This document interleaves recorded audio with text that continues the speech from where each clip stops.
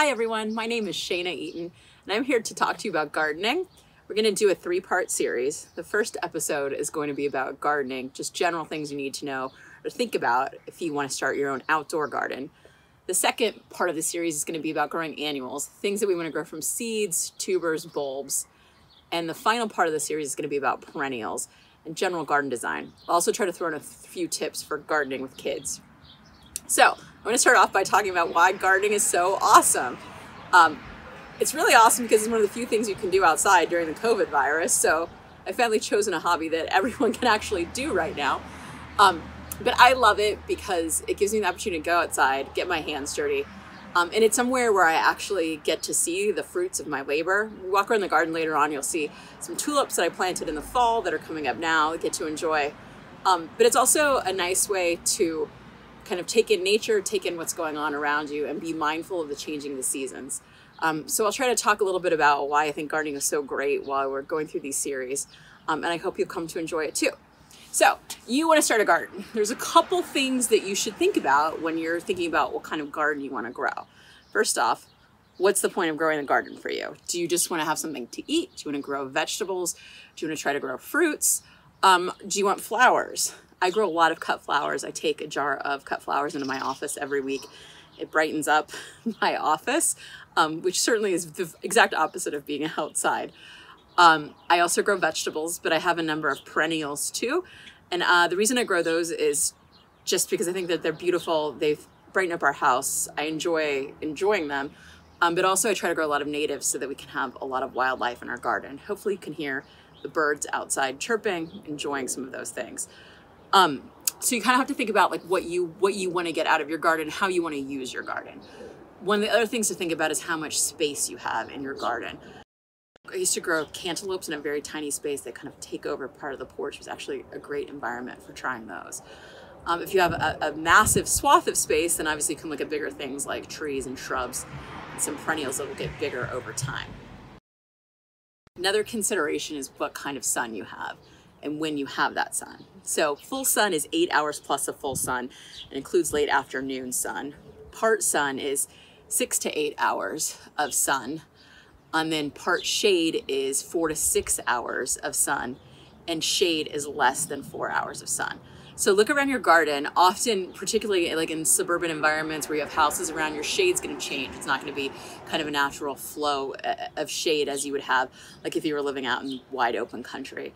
And look at kind of where your trees are placed too. So right now we're shooting this video from the front of my house, and the front of my house has, it's called a microclimate. Within the climate that we live in, it's a small climate. It gets full afternoon sun. It's really, really hot in the afternoon.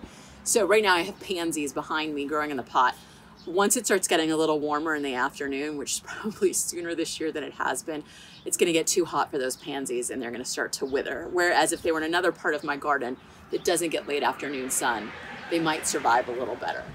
So that's something to think about. I find it helpful to go around with my iPhone and take pictures of various parts of my garden during various parts of the day. I always think I know what the sun is. Turns out like I'm often wrong. The next thing to consider is how much time you want to spend in the garden. This is something that right now, when we're kind of all home and it's lovely and it's spring and there's no mosquitoes out, you might say endless hours in the garden. I just urge you to think about July when it's hot, kind of gross out, you've got to water and you're getting eaten alive by mosquitoes. That's kind of the thing that I use to think about how much I enjoy being in the garden. I love being outside, and even I kind of find it difficult to be out in July. But another thing to think about when you're thinking about how much time to spend in the garden is where are you going to put your garden? I find that I have garden space in my backyard, which is where my children tend to play. I kind of am not very good at not doing anything. And so I actually do a lot of gardening when I'm outside with the kids, be it just pulling weeds, kind of trimming things. It's something to do where we can be outside together as a family, but I'm still tending bits of the garden while I'm doing that. So I also want to talk to you now about what some of the tools are that you need if you're going to start gardening.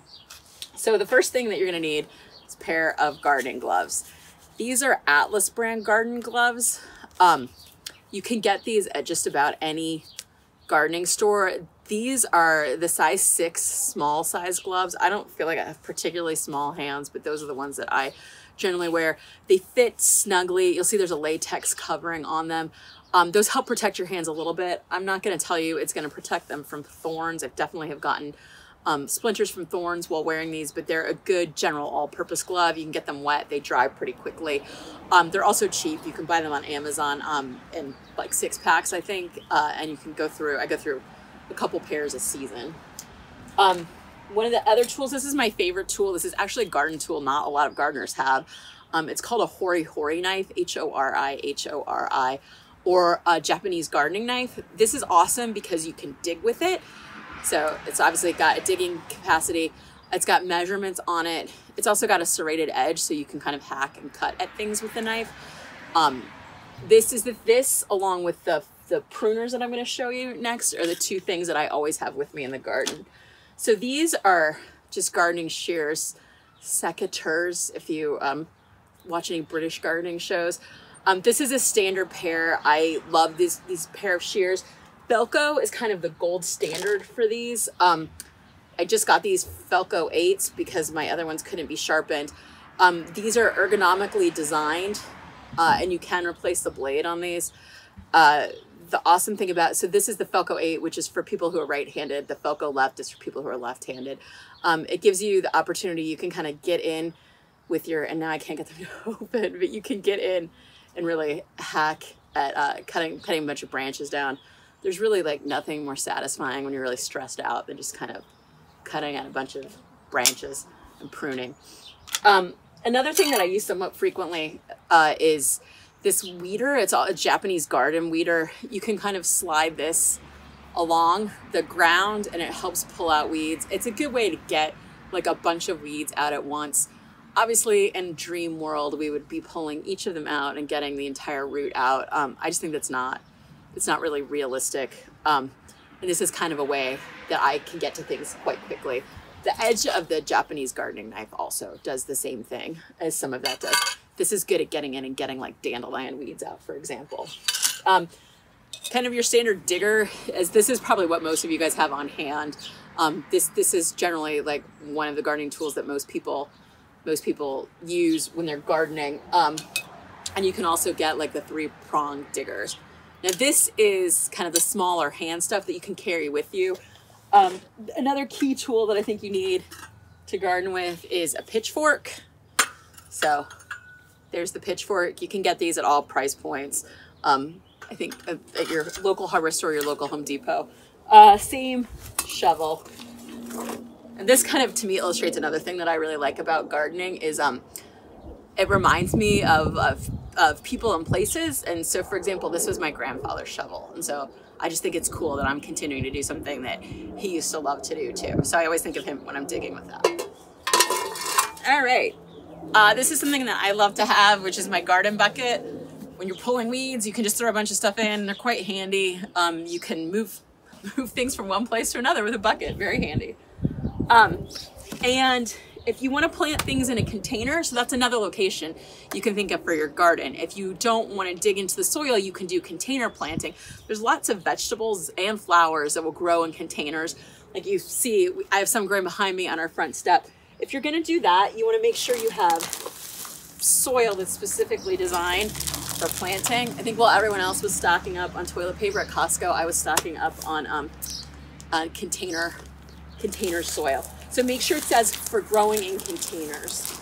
There's a variety of ranges. These moisture control ones I think are somewhat helpful in the summer around here. So with that, kind of the basic tools that you need and the basic things you need to think about in the garden, let's talk about some of the things that you can grow. And for that, we're going to take a look at some of the things I have growing in my garden. To my left, we have annuals. Annuals are generally like vegetables, things that go through their entire life cycle in one season. That means they'll produce seed in one season.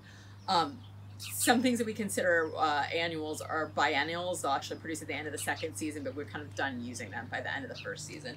Right now you can see there's kale. The things that are sticking up are garlic. There's some lettuce, and then I have a whole bunch of things that are planted in here that we're going to talk about in the next episode. To my right is kind of more the perennial garden. There's some lilac there. Hostas will come up. Hostas reminds me, this is something to also consider when you're thinking about what kind of garden you want. You think about what kind of wildlife you want. If you have a lot of deer love hostas. They'll eat the hosta down and you'll be done with them. So you've got to think about kind of what's going to get into your garden as well, both animals and children. And I have like a serviceberry bush. All of these things that you're looking at here are all perennials. So they're going to go through multiple life cycles and continue to get larger and larger over time. So kind of looking at what annuals and perennials are. The next episode we're going to come back and we're going to talk about planting annuals. We're going to plant some things in the vegetable garden. We're going to go through what that process is. And I'll give you some suggestions for where to get some of those products that you want to plant. And then the final one, we'll talk about perennials and garden design. Look forward to seeing you soon.